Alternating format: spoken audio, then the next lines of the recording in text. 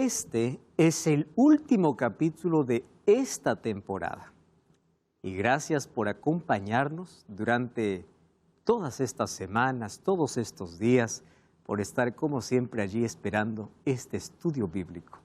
Nos alegra tanto de que nos permitas ingresar hasta casa, ingresar hasta tu cuarto, hasta tu sala, hasta el lugar donde estás con la palabra de Dios. Nos hemos alimentado, nos hemos fortalecido, mas ahora también ha llegado el momento de tomar la decisión más importante de la vida.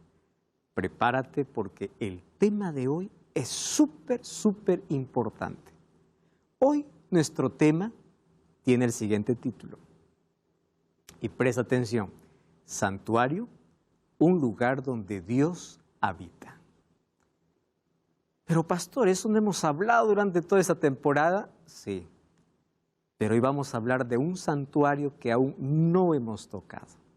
Hemos hablado del santuario celestial, del santuario terrenal, del templo de Salomón, de todo el sistema del santuario, pero hay un santuario que el Nuevo Testamento presenta que está muy vinculado a tu vida. Entonces, bienvenido a este último capítulo de esta temporada. Amigos, ha sido un privilegio también y un placer compartir con ustedes durante todos estos días, todas estas semanas, el estudio de la Biblia basado en el santuario. Hoy es nuestro último tema y, como siempre, con gratitud en el corazón y con la disposición de aprender, vamos a permitir que Dios pueda hablarnos a través de su palabra. Vamos a orar. Querido Dios, estamos listos para escuchar tu voz a través de tu palabra. Pedimos que tu Santo Espíritu toque las fibras más profundas de nuestro corazón. Que hoy podamos tomar la decisión más importante de la vida. Permitir que tú habites en nuestra vida. En el nombre de Jesús. Amén. Santuario, un lugar donde Dios habita. ¿Recuerdan ustedes que el primer santuario hecho aquí en la tierra fue por Dios? ¿Cuál era ese santuario? El Edén. ¿Por qué el santuario? Porque Adán y Eva fueron creados para vivir en la presencia de Dios y estaban en la presencia de Dios. Ahora, fíjense qué interesante. Dentro del Edén estaba la presencia de Dios, se podía llamar el lugar santo, pero había un lugar donde ellos no podían entrar. ¿Qué lugar? El árbol del conocimiento del bien y del mal. Y fuera del Edén estaba toda la tierra creada. Muy bien, entró el pecado que tuvo que hacer Dios, sacar a Adán y Eva del huerto del Edén. Y cuando salieron, ellos apenas podían llegar hasta la puerta del jardín. Imagínense allí el dolor de Adán y Eva al poder explicar a sus hijos, ¿no? Caín, Abel, Set, y no solamente fueron los únicos, dice que tuvieron muchos otros hijos e hijas, dice Génesis capítulo 5. Llegar hasta la puerta del jardín y decir, un día nosotros estuvimos dentro. Qué dolor, ¿verdad? Pero una de las verdades más profundas que quedaron en el corazón de los hijos es que la desobediencia trae consecuencia, que el pecado trae muerte. Pero ¿cuál es la esperanza? De que alguien vendría para redimirnos.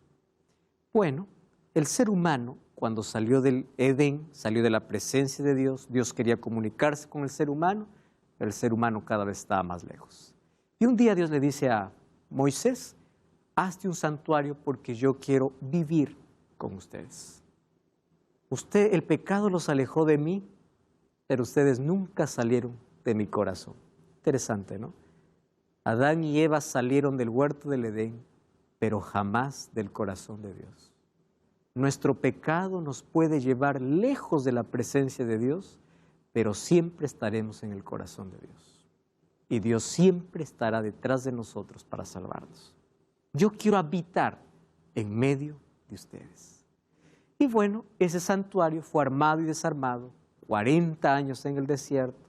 La última parada de este santuario, allí realizado, construido por Moisés, llegó a parar allí a Silo, y en Josué capítulo 1 encontramos que en Silo fue la primera capital del el pueblo de Israel, porque todos iban allá al santuario a ofrecer sacrificios. Allí en Silo es donde crece el profeta Samuel. Allí en Silo es donde va Ana, quien era estéril, para pedir un hijo a Dios, para pedir que pueda darle el don de la maternidad. Entonces, allá en Silo fue la última vez que se levantó el santuario. De Silo a Jerusalén no hay mucha distancia. Un día David dijo, ¿cómo es que ese santuario va a estar allí o la presencia de Dios va a estar en una carpa? Yo necesito ser un lugar. Entonces, en su corazón nació ese deseo de que el santuario tendría que estar en Jerusalén, cerca del palacio. Y bueno, Dios le dice a David, tú no lo vas a hacer, lo va a hacer tu hijo. Pero David dejó todos los materiales para la construcción del santuario. Y el templo de Salomón fue el templo más majestuoso de toda la historia, hecho de oro, calidad, belleza, había hermosura. Todo israelito, todo judío tenía orgullo de su templo. Sin embargo, por causa de su desobediencia, ese templo fue destruido. Y el pueblo de Israel fue primero las 10 tribus dispersadas entre todas las naciones allí, y solamente quedaron 2 tribus del pueblo de Israel. ¿Qué tribus? La tribu de Judá y la tribu de Benjamín. De allí vienen los judíos, de la tribu de Judá, ¿no? Los judíos. Entonces ellos cuando fueron para allá a Babilonia como esclavos por 70 años, recuerdan allí Nabucodonosor cuando lleva a Daniel y sus amigos, en esos 70 años, allá cuando están lejos de Jerusalén, ellos allí crean algo interesante. Como están lejos del templo, ellos empiezan a construir sinagogas. Las sinagogas son el resultado de estar lejos del templo en Jerusalén. Pero las 3 invasiones que hizo Babilonia finalmente terminó destruyendo todo el templo que Salomón había construido. Y en el año 586 queda totalmente destruido. Recuerden que después de 70 años nuevamente viene la orden, ¿no? Para reconstruir el templo y luego para reconstruir la ciudad, porque había quedado destruida. Solo que cuando fue reconstruido el templo, fue hecho por Zorobabel. Se le dice el templo de Zorobabel no porque lo construyó, sino porque él era el gobernador, él estaba a mando de eso. Ese templo ya no era tan bonito. Algunos que habían conocido el templo anterior decían, no puede ser. Y ustedes cuando van al libro de Ageo, es interesante.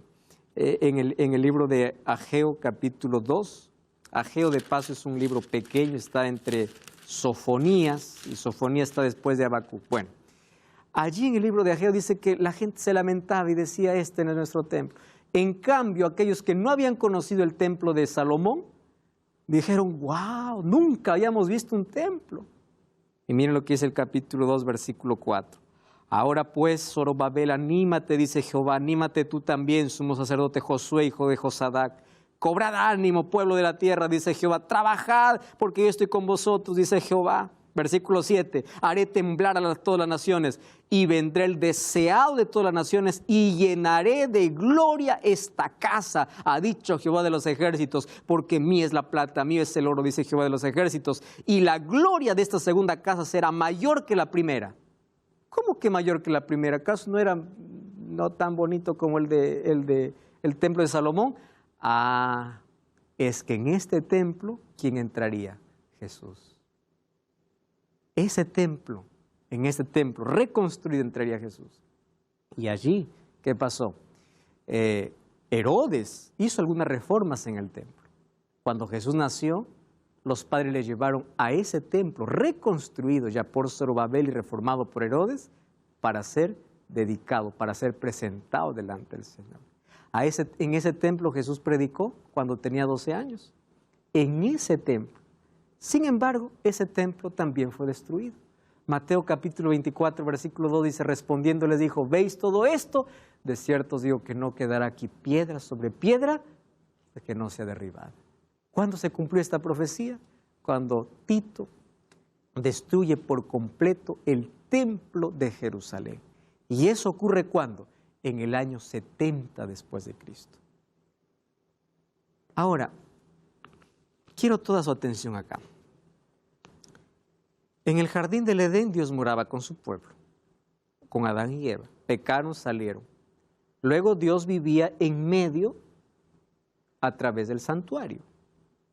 Luego Dios, la presencia de Dios, ¿dónde estaba? En el templo. ¿Recuerdan la dedicación de Salomón? Le dijo, Señor, aquí estará tu gloria. Y la gloria de Dios reposaba sobre el templo. La pregunta es, ¿y cuando el templo fue destruido? ¿Dónde Dios vive? ¿Dónde Dios habita? Después del año 70 no tenemos más un templo donde repose de manera visible la gloria de Dios.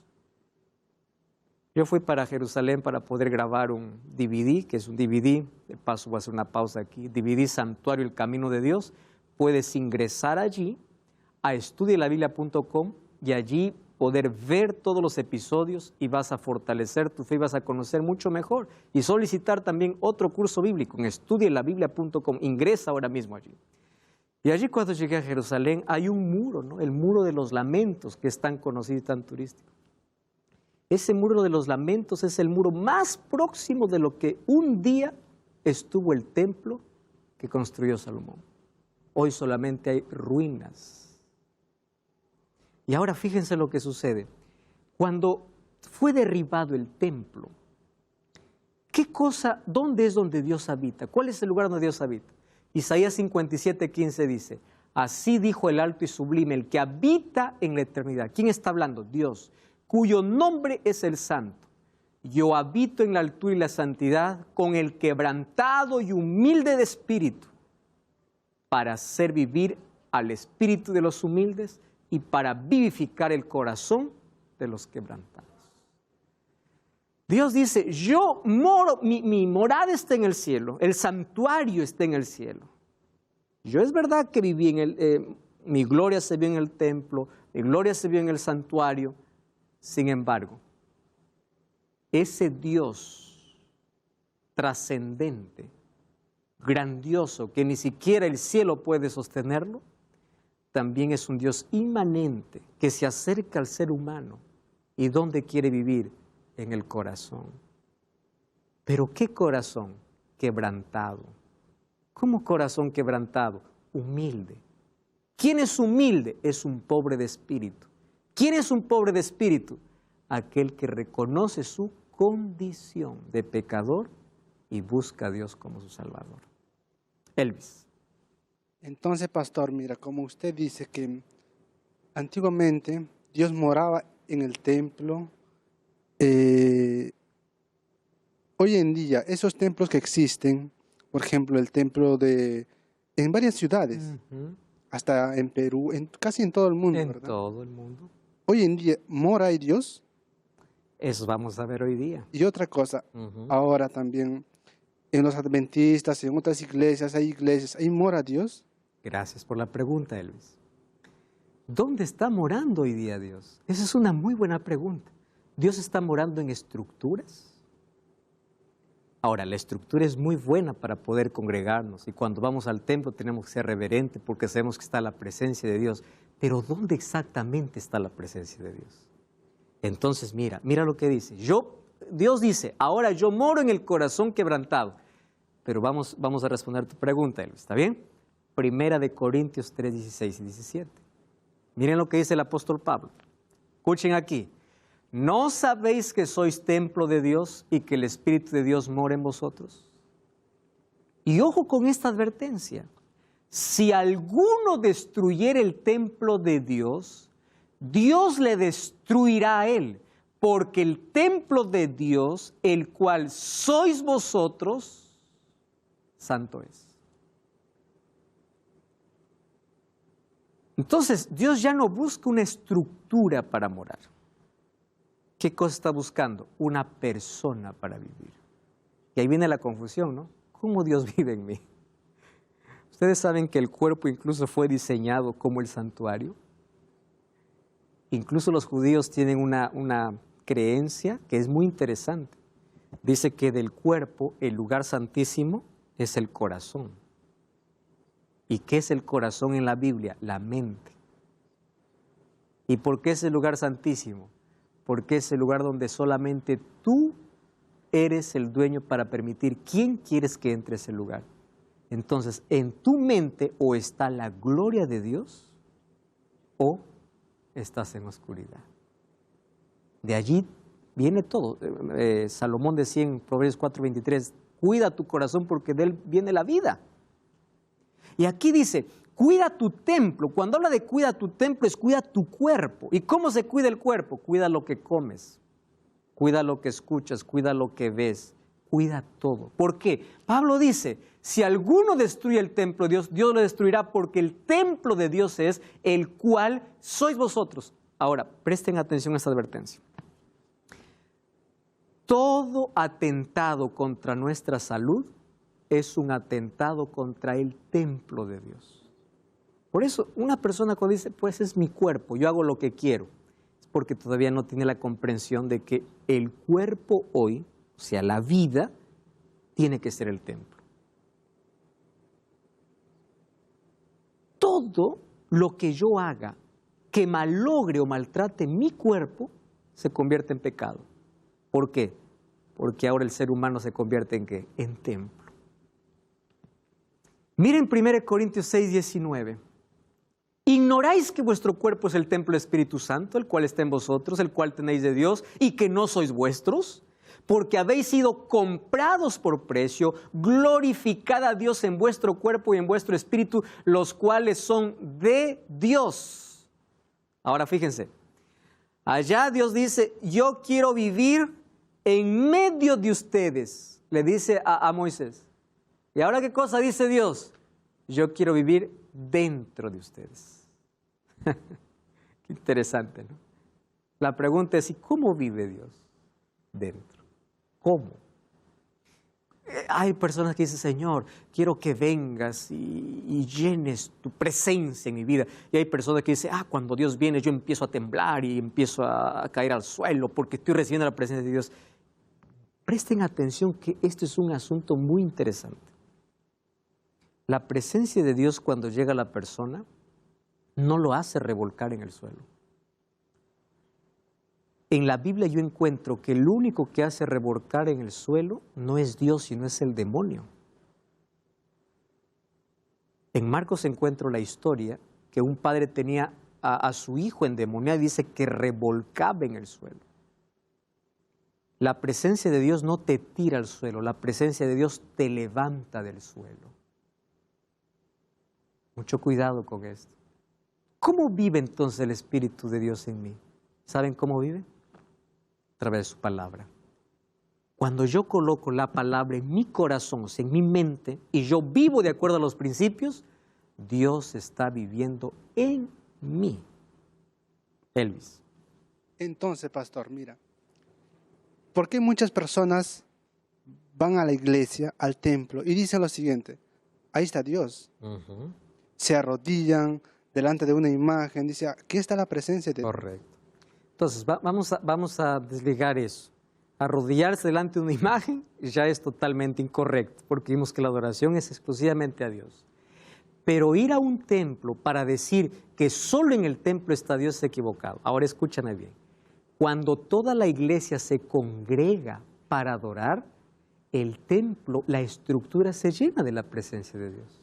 ¿Por qué? Porque todos los que están ahí, ¿quiénes son? Templos vivientes. Entonces la presencia de Dios está en ese lugar. Por eso que nosotros oramos. Dios quiere vivir en cada uno. Daniel, José, Diego, Elvis, Erwis y Sandy. Dios quiere vivir en nosotros. Pero cuando nos reunimos para abrir su palabra, la presencia de Dios está con nosotros y quiere vivir en nosotros. La presencia de Dios puede estar con y en. Pero hay muchas personas que pueden reunirse en un templo y puede estar allí la presencia de Dios, pero esa presencia no está en la vida. Y hay una diferencia también enorme. Pero ¿cuál es el ideal de Dios? Dios quiere vivir en ti.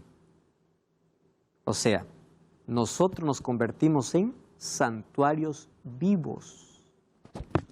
José y de allí Diego Pastor, como nosotros mismos somos, el templo está en nosotros, muchas personas dicen que no es necesario ir a la iglesia porque el templo está en mí. Ah, Mientras yo haga las cosas como dice la Biblia, eso no es debo ir. interesante, José. ¿Cómo me has hecho esa pregunta, José? Vamos a Hechos capítulo 2, versículo 47. Miren lo que dice allí. Vamos desde el versículo 44. Todos los que habían creído, ¿en quién habían creído? En Cristo. Estaban juntos y tenían en común todas las cosas. Vendían sus propiedades y sus bienes y los repartían a todos según la necesidad. Perseveraban unánimes cada día en el templo. Ya no está hablando de su cuerpo, está hablando de la estructura. Partiendo el pan en las casas, comían, alababan a Dios y tenían favor con todo el pueblo. Y el Señor añadía cada día a la iglesia los que habían de ser salvos. El apóstol Pablo dijera en Hebreos capítulo 10, no dejen de congregarse como algunos tienen por costumbre. O sea, el templo tiene una función. ¿Cuál es la función? La adoración colectiva. ¿Y por qué es necesaria la adoración colectiva? Porque ese templo nos enseña cómo vamos a adorar en el cielo. ¿Cómo va a ser la adoración en el cielo? Colectiva. Y aquí tenemos que aprender a adorar en casa, con nuestra vida, o donde estemos con nuestra vida, y en el templo de manera colectiva. Mas, ¿por qué Dios instituyó una iglesia para reunirnos? Por una razón, para el cumplimiento de la misión. Porque Dios nos entregó dones y talentos para que todos podamos proclamar el Evangelio. Por eso es que ahora también la iglesia se le conoce como una estructura, pero cuando hablamos de un templo vivo, de un santuario vivo, somos nosotros. Diego, ¿tenías una pregunta?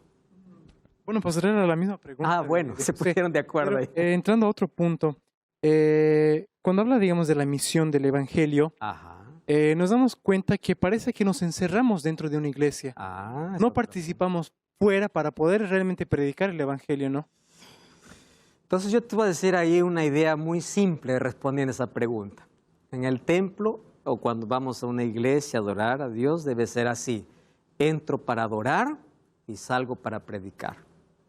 Entonces, nosotros al ser templos vivientes, la gente se va a dar cuenta qué tipo de cristianos somos. Por eso la Biblia dice, ustedes son cartas vivas, ustedes son el templo, dice. La gente cuando nosotros nos volvemos, o cuando nosotros somos cristianos, ya perdemos hasta nuestro nombre. Ah, tú eres cristiano. Porque nosotros llegamos a ser, ¿qué cosa? Vamos a decir la luz, con lo que Jesús dijo, ¿no? Ustedes son la luz del mundo. Ahora presten atención allí. ¿Cuál es la importancia entonces? Yo al templo voy para adorar, ¿no? Pero no significa que mi adoración se limite al templo. Yo adoro toda la semana a Dios con mi vida. ¿Y cómo adoro a Dios? A Dios se adora con todo. Miren, la adoración está en la mesa cuando comemos. La adoración está en lo que hablamos. La adoración está en lo que vestimos. La adoración está en lo que somos. Porque somos templo. ¿Recuerdan ustedes al sacerdote? Se vestía incluso con la misma ropa del santuario. No quiero decir que todos vamos a vestirnos como el santuario. Lo que estoy diciendo es que nuestro carácter para la gente debe representar ¿qué cosa? Lo que vivimos dentro. Entonces, cuando salimos del templo, nosotros somos las iglesias vivas, donde estemos. Por eso es que en periodo de cuarentena la iglesia nunca se cerró. La iglesia estuvo libre. La iglesia estuvo en casa. La iglesia somos nosotros, somos el templo de Dios. Muy bien, amigos. 1 Corintios 10:31, aquí viene un asunto importante. Por eso dice, todo lo que coman o beban o hagan otra cosa, háganlo para la gloria de Dios. ¿Por qué? Porque la gloria de Dios, ¿dónde está? En la vida. Nuestras aptitudes y habilidades tienen que estar en sintonía con su voluntad. Para eso es indispensable tener buena salud. Y ustedes recuerden una cosa, que en el templo, en el santuario, habían dos lecciones, ¿se acuerdan? ¿Qué cosa tenía que ser? Limpio y santo. Eso quiere decir que nuestro cuerpo tiene que estar limpio, nuestra mente tiene que estar limpia. ¿Y qué significa santo? Apartado. Yo debo cuidar qué es lo que como, qué es lo que no como. Incluso la comida tiene que ver con el cuidado del templo de Dios. Ustedes saben que la mayoría de enfermedades, quitando las pandemias y las enfermedades hereditarias, ¿no? La mayoría de enfermedades son resultado de nuestra desobediencia. No tomes gaseosa, descalcifica los huesos, pero me gusta. No comas eso, pero me gusta. Entonces viene la adoración al paladar, adoración al gusto, y nos dejamos llevar por la propaganda. Ustedes saben por qué es importante la comida, Porque la comida se transforma en sangre. Y ustedes saben por qué a veces estamos tan pesados. Yo no quiero ni levantarme para poder orar. Claro, ¿qué estás cenando? Estoy desanimado por todo. A veces el problema es físico. No todo es espiritual. Tienes que cambiar tus hábitos. Tienes que hacer ejercicio, tienes que tomar agua, tienes que comer bien, alimentación saludable, porque todo tiene que contribuir para dar gloria a Dios. ¿Y por qué? Porque nosotros llegamos a ser, ¿qué cosa? El santuario ahora. Nosotros somos los templos vivientes. ¿Tú te has cuidado tu alimentación? ¿Sabes que religión también tiene que ver con alimentación? Eso vamos a ver de aquí a poco. Por eso no cambies el canal. Estamos de regreso. Biblia Fácil.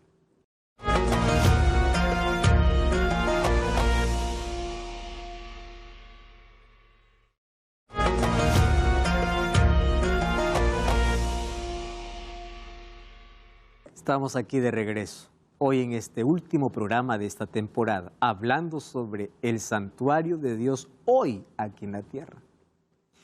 Y allí vimos como el apóstol Pablo dice, nosotros somos ahora el templo de Dios y hay que cuidar nuestro templo, o sea, hay que cuidar nuestra salud, hay que cuidar nuestra mente. Y yo aquí voy a hacer algunas analogías del santuario con nuestro cuerpo. ¿Está bien? Número 1. En el santuario, ¿Dios qué cosa colocaba? Su gloria. ¿Recuerdan ustedes dónde se comunicaba Dios con el sumo sacerdote en el día de la purificación? En el lugar santísimo. Ahora, fíjense allí. La gloria de Dios estaba en el lugar santísimo. Allí había el propiciatorio y abajo del propiciatorio, ¿qué cosa estaba? La ley de Dios. Entonces, si nuestro cuerpo es como el santuario, nuestra mente sería como el lugar santísimo, porque en nuestra mente Dios quiere estar. Cuando Dios dice, yo quiero vivir en ti, Dios está diciendo, yo quiero estar en tu cabeza, en tu mente, porque de tu mente dependen tus palabras, tus acciones. Pastor, no puedo controlar mi lengua. No es tu lengua, es tu mente. El problema no es nuestras acciones, no controlo esto, no, el problema está acá. Por eso la mayor parte de desórdenes en la vida y los problemas mentales, ¿qué cosa tiene que sanarse? La mente. Dios dice, yo quiero estar en tu mente, en tu corazón. ¿Y cómo Dios quiere estar en nuestro corazón? ¿Qué cosa estaba en el lugar santísimo? El arca del pacto. ¿Qué cosa estaba en el arca del pacto? La ley de Dios. Por eso Dios quiere colocar su palabra, su ley en nuestra vida, para que seamos obedientes naturales. Nadie está andando como cristiano, hay una lista, ¿es pecado o no pecado? No. Cuando Dios vive en ti, tú haces la voluntad de Dios. Lo que no puedes dejar, el Espíritu Santo te ayuda. Entonces, Dios quiere colocar su ley, ahí somos guiados por el Espíritu y allí recién nosotros llegamos a ser luz, carta, perfume y la gloria de Dios. Es importante cómo el apóstol Pablo habla de esas figuras. Jesús dijo, ustedes son la luz del mundo. ¿Cómo vas a ser luz si no permites que la gloria de Dios esté en tu mente? ¿Cómo va a ser carta? Dice, sois cartas leídas al mundo. ¿Qué cosa le lee la gente? Y otra cosa, ¿no? ¿Cómo va a ser perfume? Usted dice, son la fragancia de Cristo. Porque la gloria de Dios está en el templo. Número 2, Dios coloca su nombre. Miren este texto, 1 Reyes 8:29. Que estén tus ojos abiertos de noche y de día sobre esta casa, cuando Salomón está dedicando, sobre este lugar del cual has dicho, mi nombre estará allí. ¿Qué cosa Dios colocó en su templo? Su nombre. Ahora presten atención a este asunto. Nombre en la Biblia significa carácter. Por eso los nombres en la Biblia incluso estaban de acuerdo al carácter de las personas. Jacob, tramposo, ¿no? Bueno, cada nombre tenía un significado que representaba el carácter. ¿Qué cosa es lo que Dios quiere colocar en nuestra vida? Su nombre. ¿Qué es su nombre? Su carácter. ¿Cuál es el plan del Evangelio? Restaurar nuestro carácter deformado a un carácter transformado. Restauración es el proceso de salvación. El pecado nos deformó, pero Cristo nos transformó. Eso es querer colocar su nombre en nuestra vida. Ahora es interesante. ¿Recuerdan ustedes cuál es el tercer mandamiento? Dice así, no tomarás el nombre de Jehová tu Dios en vano. Es una responsabilidad, ¿saben por qué? Porque uno dice, ya soy cristiano, pero vivo lo que quiero, como lo que quiero, hago lo que quiero. Pero un momento, no tome su nombre en vano, porque eso también significa tomar su nombre en vano. Qué responsabilidad, ¿verdad? Pero eso cuando uno lo ve dice, eso es imposible, ¿cómo se va a hacer? Por eso Dios prometió ¿a quién? Al Espíritu Santo. Yo les comenté aquí que el Espíritu Santo primero está para convencer.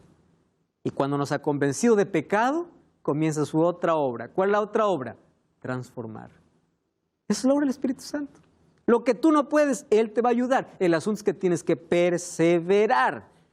Tienes que pedir que Dios pueda ayudar. Tienes que someterte a su voluntad. Tienes que buscar la presencia de Dios. Romanos 12, 1 y 2. Me encanta ese texto. Hermanos, os ruego por la misericordia de Dios. Primero dice que presentéis vuestro cuerpo en sacrificio vivo. ¿Recuerdan los sacrificios que iban al altar? ¿Cómo eran? Perfectos. Pero ese sacrificio tenía que ser muerto. Pero ahora dice no. Ya no necesitas matar un sacrificio, ya no necesitas un sacrificio muerto. Ahora Dios acepta sacrificios vivos. ¿Y qué cosa es un sacrificio vivo? Un cuerpo sano. ¿Qué cosa dice? Que presentéis vuestros cuerpos en sacrificio vivo, santo y agradable a Dios. Es vuestro culto racional. No conforméis a este siglo, sino transformaos por medio de la renovación de vuestra mente. Entendimiento es mente, para que comprobéis la voluntad de Dios agradable y perfecta. ¿Quieres hacer un culto racional? ¿Quieres conocer la voluntad de Dios? ¿Quieres conocer la voluntad agradable y perfecta? Entonces, cuerpo sano, mente sana. Ese es el resumen. Entonces, ¿cómo es que eso se consigue? Por la obra del Espíritu Santo. Porque llegamos a ser el templo de Dios. Y Dios quiere que tengamos una renovación completa. Por eso es que hay tres aspectos de la vida, ¿no? Área mental, física y espiritual. Hay problemas físicos que se solucionan físicamente, problemas mentales, mentalmente, espiritualmente. Pero fíjese, los tres están interconectados. Uno que está enfermo físicamente afecta el lado emocional. Y el que está afectado emocionalmente afecta el lado espiritual. Por eso es que somos seres íntegros. Y no toda la cura es espiritual, y no toda la cura es física, y no toda la cura es mental. ¿Comprenden? Hay que ver qué cosa tenemos que curar de nuestro cuerpo. Por eso es que Dios quiere que haya un equilibrio. Miren, cuando hay un equilibrio en todas nuestras facultades, el ser humano vive en paz. ¿Qué cosa es vivir en paz? Eso es vida en abundancia. Un equilibrio en sus emociones, un equilibrio en su salud, un equilibrio en su vida. Cuando hay un desequilibrio, hay un desbalance, ya sea físico, mental o espiritual, el ser humano comienza a quebrarse, comienza a caer. Y para eso Dios nos dejó un alimento, tanto físico como espiritual. ¿Qué dice Génesis 1:29? Os he dado toda planta que da semilla que está sobre la tierra, todo árbol que da semilla, eso será para comer. Miren, ven, el problema es que nuestro paladar se ha degradado. ¿Quién degradó? El pecado, pues. ¿Y nosotros contra qué luchamos? Contra un paladar degradado. Me gusta, ¿no? Es la tradición de la familia. ¿Qué importa si está mal? Me gusta. Algunos dicen de algo hay que morir y comiendo quiero morir. ¿Verdad? Ese pensamiento fatalista, eso es desobediencia. Aquí dice Dios, yo te he dado lo natural. O sea, el ser humano fue creado para vivir así. Entonces, la mayor parte de nuestras enfermedades tiene que ver con alimentos refinados, con desequilibrio alimenticio. ¿Ya se dieron cuenta que la salud es un tema importante en la Biblia? Que llegamos a ser templo de Dios. Pero nuestro paladar no quiere eso, ¿verdad? Y por eso es que la muerte se acelera cada vez más. Porque nuestro paladar no gusta de lo natural. Alguien dijo, aprenda a postergar su funeral. ¿Cómo se posterga el funeral? Aprenda a vivir correctamente y a comer correctamente, ¿no? Que eso es el hábito más difícil. Imagínense, esto es lo que nosotros queremos, ¿no? Pero si aquí hubieran pues tomates, lechuga y todo, bueno, ese es otro asunto. ¿Qué cosa es salud? Recompensa. ¿Y qué cosa es enfermedad? Consecuencia. Mayor parte de nuestras enfermedades son como consecuencia, no digo que todas. Hay enfermedades que son hereditarias, hay pandemias, como el que está viviendo el mundo, ¿no? Coronavirus. ¿Quién es responsable por todo eso? No, es una enfermedad que ataca a todo el mundo y hay que cuidarse, hay que tomar las precauciones necesarias. Sin embargo, otros tipos de enfermedades son consecuencia de nuestra desobediencia. Entonces, un exterior saludable inicia ¿dónde? Adentro, en el interior. Y en la Biblia hay varios tipos de leyes. Ya vimos aquí, ¿no? Leyes ceremoniales, leyes civiles. Las leyes ceremoniales, ¿dónde tuvieron cumplimiento? En la cruz. Se acabó las leyes ceremoniales. Pero la Biblia también presenta leyes de salud. Entonces yo les pregunto, ¿las leyes de salud Cristo lo clavó? ¿Sí o no? No. ¿Por qué no? Porque la salud no tenía que ver con el sacrificio de Jesús. La salud tenía que ver con el santuario que Dios quería habitar después de su muerte incluso, ¿no? ¿Quién es ese santuario? Nosotros mismos. Ahora, ¿qué leyes? Leyes civiles, leyes ceremoniales, ley de salud. ¿Y qué ley de salud hay? Levítico 11. Incluso allí dijo Dios, esto es inmundo, esto no es. No, pastor, todo lo que entra a la boca no contamina, ¿no? Dios le dijo a Pedro, levántate, mate y come. Vamos a ver si hoy podemos resolver esos asuntos, porque es simple, muy simple. Levítico 11 habla de animales limpios y animales inmundos. Ahora, la carne no estaba dentro de la dieta original. Probablemente vino después del diluvio, ¿no? Cuando no había nada para comer, es una probabilidad. Pero como el paladar se degradó, Dios permitió. Y cuando permitió, dijo, está bien, pero estos animales no comerán. Pastores, que eso fue para el judío, eso fue para Israel. Ahora estamos en el nuevo pacto. En el nuevo pacto puedo comer rana, culebra, serpiente, murciélago, gallinazo, buitre, porque estamos en el nuevo pacto. ¿Es así? A ver, vamos a ver si la Biblia dice así. Vamos a Génesis capítulo 7. Génesis capítulo 7, versículo 2. Presten atención que este es un asunto importantísimo. Génesis capítulo 7, versículo 2. Dice así, de todo animal limpio tomarás 7 parejas, cada macho con su hembra, pero de los animales que no son limpios, una pareja, un macho y su hembra. ¿Quién está hablando aquí? Dios. ¿A quién le está hablando? A Noé. Ahora les hago una pregunta. ¿No era judío? No era judío. ¿Comprenden? ¿Quién es el que llama limpio e inmundo? ¿Moisés? No, Dios. Dios está llamando. ¿Qué es limpio y qué es inmundo? Ahora, eso es lo que está diciendo aquí. Entonces, miren lo que dice Job capítulo 14, versículo 4. Una pregunta. ¿Quién hará limpio al inmundo? Nadie dice. Ahora, ¿por qué estas leyes continúan vigentes? Porque no eran tipológicos. ¿Qué leyes fueron clavadas en la cruz? Todas las leyes que apuntaban al sacrificio de Cristo. Pero la comida apuntaba al sacrificio de Cristo, no. Entonces, como no eran tipológicas, continúan vigentes. Deuteronomio 14:3 dice que fue Dios quien los llamó inmundo. Entonces, por ahí hay algunos textos que toman el apóstol Pablo, ¿no?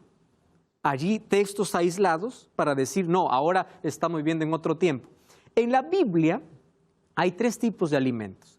Recomendado, Génesis 1:29, todo lo natural. Permitido, Levítico 11, y prohibido, que es lo inmundo. Por lo menos respetemos esas leyes de salud. Recomendado, que es lo ideal. Permitido por Dios y prohibido. Y mientras dejemos más lo permitido y nos vayamos más a lo natural, es mucho mejor. Ahora, hay algunos que dicen así, no, pastor, pero en la Biblia dice que todo lo que entra por la boca no contamina. ¿Han escuchado ustedes eso? Todo lo que entra no contamina. Vamos a ver. Abran sus Biblias a ver allí en Mateo capítulo 15. Sandy tiene una pregunta, creo. Bueno, mientras buscan su Biblia, ¿qué dice Sandy? Vamos allí. Pastor, y las personas que no tienen este conocimiento, ¿no? Por esta razón son engañados también con falsas doctrinas, podemos decir, de alimentación, entre otras también religiosas. ¿Qué va a pasar con estas personas que no tienen ese conocimiento? Dice Hechos 17:31, que Dios pasa por alto los tiempos de ignorancia. Tú no eres culpable por lo que no conoces. Pero un día cuando conoces, se acaba la ignorancia. Y ahí eres responsable por aquello que ya conoces. Muy bien, muchas gracias.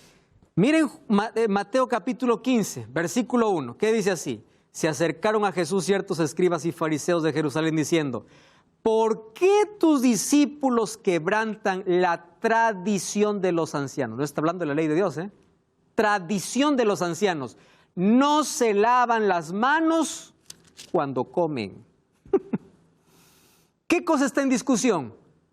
No está diciendo, Señor, ¿por qué tus discípulos comen lo inmundo? Aquí la discusión no es qué comer. Aquí la discusión es qué hacer para comer. Porque ellos tenían una tradición, ¿no? Si no se lavan las manos, no comen. Y claro, es una buena tradición. Pero aquí le están acusando a Jesús. ¿Por qué no se lavan? Y Jesús, miren lo que responde. Versículo 17. ¿No entendéis que todo lo que entra por la boca va al vientre y es echado a la letrina? Pero lo que sale de la boca del corazón sale y esto contamina al hombre, porque del corazón salen malos pensamientos. Versículo 20. Estos son los que contaminan al hombre, pero el comer con las manos sin lavar no contamina al hombre. Algunos toman ese texto y dicen, todo lo que entra no contamina, entonces voy a comer lo que quiero. Ya fue abolido el Antiguo Testamento. Espérate un momento, aquí no está hablando Jesús de la diferencia de alimentos. Aquí está hablando que lo que no contamina, si tú un día comes sin lavarte, pues no te contaminas. Miren, la discusión no es el tipo de comida, sino la forma como es comida. No es una cuestión bíblica, sino una tradición de los ancianos. ¿Recuerdan el versículo 1? Tradición de los ancianos. No hablaba de carne, sino de pan. Pero hay algunos que agarran ese texto y dicen, ahora puedo comer lo que quiero, ¿no? Hay que ver el contexto. Otra cosa, los judíos hasta ahora no comen nada inmundo. Tienen el alimento, no el kosher, puro. Entonces, Jesús aquí no dijo todo lo que entra por la boca no contamina, entonces come lo que quieres. La discusión no era qué estaban comiendo, sino qué hicieron o no hicieron antes de comer. Otro texto, ¿no? Dice, pastor, pero Dios le dijo a Pedro, mata y come todo. Vamos a Hechos capítulo 10, miren que es muy fuerte, ¿eh? Hechos capítulo 10. Y es interesante que allí el versículo 10 dice así, sintió mucha hambre y quiso comer, pero mientras le preparaban, le vino un éxtasis, o sea, un sueño. Vio el cielo abierto que descendía un gran lienzo, 4 puntas eran bajadas, habían todo tipo de cuadrúpedos terrestres, reptiles, aves. Le vino una voz y le dijo, levántate Pedro, mata y come. Y Pedro le dijo, Señor, no, ninguna cosa inmunda he comido. Volvió otra vez la voz diciendo, lo que Dios limpió no lo llames común, aquí está. Entonces yo ahora puedo comer todo, ¿verdad? Porque Dios dice que Dios lo limpió. Pero un momento, lee un poquito más abajo. Vamos al versículo 26, el mismo capítulo. Versículo 25 mejor. Cuando Pedro entró, salió Cornelio a recibirlo y postrándose a sus pies le adoró. Pero Pedro lo levantó y le dijo, levántate, a mí no me adores. Imagínense allí una persona adorando a Pedro. Dijeron, Pedro, levántate, ¿tú por qué tienes que arrodillarte delante de mí? Y hablando él entró y halló a muchos que se habían reunido y dijo, vosotros sabéis cuán abominable es para un judío juntarse con un extranjero, pero a mí me ha mostrado Dios que no llame común a lo impuro. ¿Dios le está hablando de comida? No. Le está hablando de una tradición, de una costumbre. Los judíos no se mezclaban con los gentiles porque los gentiles lo llamaban, ¿qué cosa? Inmundos. No está hablando de comida. Baste solamente mirar el texto en su contexto. No, pero el apóstol Pablo dice que en los últimos días, 1 Timoteo 4, vendrán engañadores prohibiendo. Es que Pablo está atacando una secta. Y la secta incluso prohibía el matrimonio y prohibía que todo lo que es rico o todo lo que es agradable se deseche porque es pecado. Entonces hay que entender a quién está escribiendo Pablo. La Biblia también dice que tengamos que privarnos de todo lo que perjudica la mente. El vino es escarnecedor, la sidra alborotadora. Cualquiera que hierra o que por ellos hierres no es sabio. ¿Quién es el beneficiado? El ser humano. Si oyeres atentamente la voz de Jehová tu Dios, dieres oído a sus mandamientos, ninguna enfermedad de las que envía a los egipcios te enviaré a ti, porque yo soy Jehová tu Salvador. Para eso Dios nos dejó 8 remedios naturales. Agua, descanso, ejercicio, luz solar, aire, nutrición, temperancia y esperanza. Todos estos remedios naturales, ¿para qué? Para beneficio del ser humano, porque somos, ¿qué cosa? El templo de Dios. ¿Cuál es el deseo de Dios? Yo deseo que seas prosperado en todas las cosas y que tengas salud, así como prospera tu alma. lo que afecta a tu cuerpo afecta a tu mente. Lo que afecta a tu mente afecta el área espiritual. Juan 10:10 dice que Él vino para darnos vida en abundancia. Queridos, el Evangelio vino para poder cambiar la vida por completo. Y yo quiero en este momento hacerte una invitación muy especial. Tú eres el templo de Dios. Cuida tu cuerpo y cuida tu mente. Y un día nosotros moraremos con Cristo para siempre. Ese es nuestro mayor sueño. Todo lo que el diablo nos quitó aquí en la tierra, por la gracia de Cristo lo recuperaremos en el cielo. El árbol de vida que nos fue quitado, ese árbol de vida lo encontraremos en el cielo.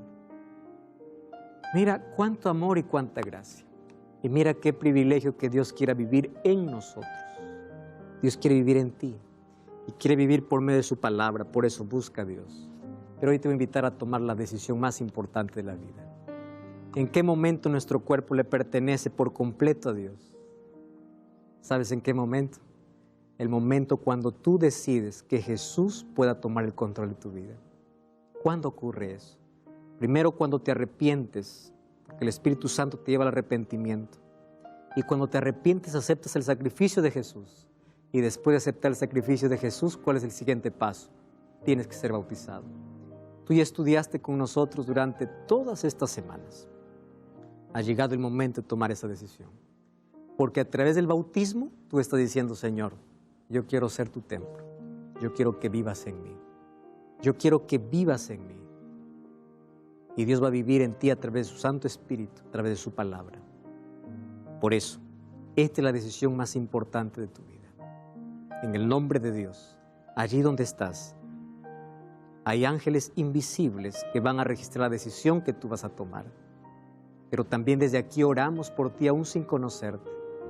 Y oramos para que en este momento, impresionado por el Espíritu de Dios, después de conocer todas las verdades dentro del santuario, no te quedes en la puerta, entres al santuario. Aceptes el sacrificio de Cristo demostrado por el altar. Y entres por la fuente de agua que es representado por el bautismo. Y entres al santuario para que comas, que es el pan de vida, que es Cristo, que es la palabra de Dios, y seas la luz del mundo, y puedas vivir una vida de comunión, de testimonio, para que finalmente podamos estar en la presencia de Dios. Por eso acepta hoy ser bautizado. Aquí hay una dirección en tu pantalla. Ingresa a esa dirección, y allí tú puedes decir, yo acepto ser bautizado. Yo acepto. Y qué lindo es que a partir de hoy, después de dar este paso de fe, tú puedas ser un templo de Dios aquí en la tierra. Puedas ser la luz del mundo. Cristo es la luz del mundo, pero nosotros somos el reflejo de esa luz. Puedas ser la fragancia de Cristo. Puedas ser la carta que el mundo necesita leer. Pero toma hoy tu decisión en el nombre de Cristo Jesús. Y luego, visita una iglesia adventista del séptimo día. Anda para allá y dile al pastor, yo ya estudié la Biblia, con nuevo tiempo, estudié el santuario, tomé mi decisión, he venido para ser bautizado, porque comprendí que quiero ser el templo de Dios aquí en la tierra. ¿Quieres tomar esa decisión? Yo quiero ver ahora mismo tu nombre. Aquí, ingresa a esta dirección, porque yo voy a estar orando para que el Espíritu Santo te lleve a tomar esa decisión. ¿Estás dispuesto? Levanta tu mano. Muy bien, yo no te estoy viendo, los ángeles están viendo. Si quieres, ponte de pie. Allí donde estás, cierra tus ojos y haz una oración a Dios. Me entrego a ti y quiero vivir contigo, pero quiero que mores en mí. Dios siempre cumple su promesa. Él es digno de adoración y quiero que le adores con tu vida. ¿Sabes? Un día soñamos estar con Cristo junto al árbol de la vida y vivir con Él por la eternidad. Daniel, tú eres llamado para ser un templo de Dios aquí en la tierra. Y vive dando gloria a Dios. José, Dios te ha llamado para su reino. Y tienes que perseverar hasta el final. Que la gloria de Dios pueda reposar en tu vida. Que tu corazón siempre tenga paz. Que a través de tu entrega, tú puedas ser un templo viviente. Diego, vamos a entregar todo a Cristo. La vida, la mente, y vamos a permitir que la gloria de Cristo pueda estar en nosotros. Dios nunca entra si tú no le permites. Y Dios te ha llamado para ser un templo viviente aquí, para que un día estés en su reino. Elvis, Dios tiene planes y propósitos para todos. Para cada uno tiene un plan distinto. Pero Dios te llamó aquí porque quiere vivir en ti. Erwis, es lindo entregar la juventud a Cristo. Y es lindo saber que Dios habita en el corazón. A pesar de las luchas, crisis y dificultades, permite que el Espíritu Santo viva en ti. Sandy, tú fuiste llamada para eso. Y fuiste llamada para ser un templo de Dios aquí en la tierra. Y que tu vida pueda dar gloria a Dios. Y que un día, todos nosotros, podamos encontrarnos junto al árbol de la vida, a llegar al cielo. ¿Tomaste tu decisión? Yo quiero que juntos podamos hacer una promesa hoy. ¿Ya ingresaste aquí? Ingresa allí. Coloca tu nombre, tus datos, diciendo yo me entrego a ti. ¿Por qué nosotros no hacemos nuestra entrega a Dios? ¿Queremos ser los templos de Dios aquí en la tierra? Vamos a arrodillarnos y vamos a hacer esta oración de entrega. Arrodíllate donde tú estás. Querido Dios, aquí estamos postrados ante tu presencia. Acepta nuestra entrega. Miles de personas están haciendo lo mismo. Aceptamos a Jesús como nuestro Salvador. Queremos que el Espíritu Santo nos convenza de pecado, nos lleve por el camino de vida eterna y permite que un día podamos vivir contigo por la eternidad. Queremos ser tus templos vivientes aquí. Haznos tus santuarios en el nombre de Jesús. Amén.